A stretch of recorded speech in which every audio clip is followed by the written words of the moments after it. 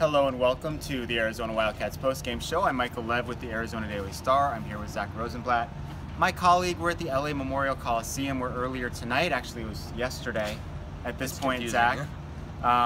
Arizona lost to USC 49-35. I don't know what to make of this game. I mean, there's kind of two ways of looking at it. I'll kind of frame it in terms of the time change, you know? There's maybe the spring forward aspect of it where maybe you could be encouraged by the comeback that Arizona made to tie the game at 35, or maybe it was a little more of the fall back, you know, where you're seeing some regression, especially on the defensive side of the ball. Which side do you come down on?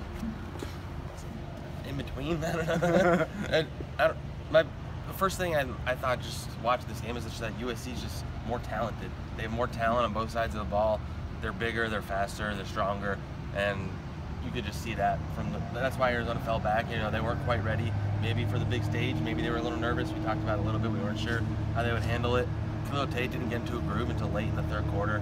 But again, he kind of showed, you know, we thought, okay, maybe he came back down to earth, he's human, and then he had a 30-something yard touchdown run and had some really good passes. Then he made some more mistakes at the end. So he's young, but he's still amazing. And I saw Bruce Feldman of Sports Illustrated moved him up to third on his Heisman ballot. Probably because a lot of the losses that happened today, but I mean that just tells you everything. And Arizona's still in a great position going into the home stretch. They are. As you're watching this game unfold, I think it's pretty obvious that, you know, USC was physically superior in the trenches, especially, right? I mean, they were kind of dominating the line of scrimmage. Rojo was running wild early in the game and late. Arizona's inability to stop the run, I think, was a major issue in this game. But when you have Tate on your side, I feel like he's the equalizer, right? Yeah.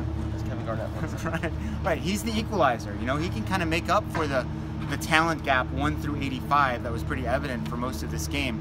But you can't talk about what happened here tonight without addressing the defense. The second game in a row that Arizona gave up more than 600 yards of offense. In 2 weeks. Yeah, that's not good. As I've written and talked about earlier in the week, they've become so turnover dependent, and you can't really count on that each and every week.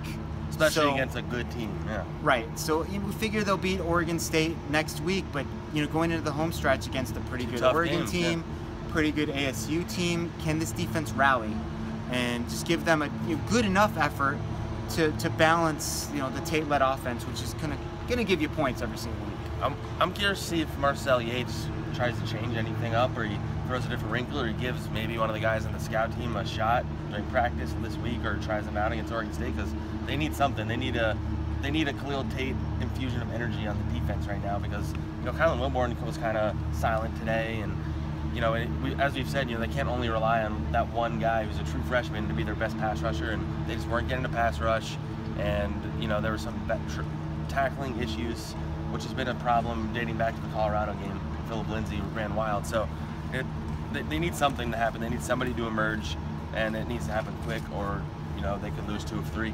Sure, I kind of wonder if Kylan Wilborn is a little bit off because of that ankle sprain.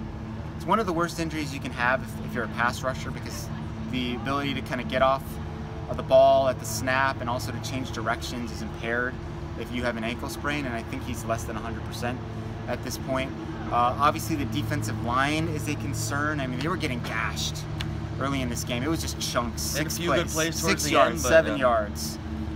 Just not enough stuff there. I think a team that runs downhill like USC does is going to give Arizona problems, and I can see off in the distance Oregon with Royce Freeman and the way they like to run the ball. And if Herbert's back. And if Herbert's back, that could be a problem. So let's finally, as we close up shop here, let's look at those last 3 games, okay? We're going to assume a victory against Oregon State. Do you feel confident at this point that they can at least split those last 2 at Oregon, at ASU, which would give them an 8-4 record, way better than anybody thought, and kind of, you know, probably have everybody feeling pretty good about things?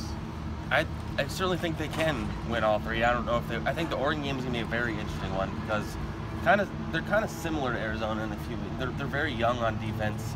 You know, they've been playing a freshman quarterback who struggled pretty mightily, Braxton Burmeister, who Arizona fans are big fans of. I kind of want to see them 2 start against each other. But yeah, you know, that's a tough game on the road at Eugene. Teams rarely win there. Even though maybe this year it's a little different, but I don't know. If Herbert's back, that game's going to be tough. So maybe you we go into it assuming a loss, and then the ASU game is the toss-up, which it always is. And ASU, you know, we said we'd change our opinion about ASU multiple times throughout their games, and today they looked like they were going to lose to Colorado, and they stormed back and won, and Todd Graham just keeps saving his life each week. So it's these last 3 weeks are going to be interesting, but they already are doing better than we ever thought they would, and if they have 7 wins after next week, and even if they finish season 7-5, like, that's impressive. It's good, yeah. It's impressive, but you don't feel as good about things if they lose 3 out of the last 4. You know, like when you get to 6-2, you have that sense of what could be, and if you don't get there, you know, maybe you're a little bit disappointed in things. But you do have to keep in mind, ton of freshmen on defense. Khalil Tate himself,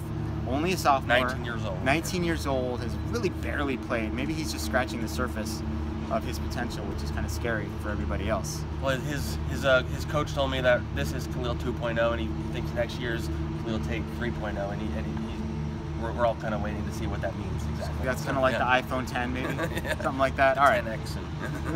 All right. Anyway, that's our show for tonight. Thanks for watching the Arizona Wildcats post-game report. You can check out all of our work at Tucson.com, as well as the free Wildcaster app. For Zach, I'm Michael. Thanks. We'll see you next time.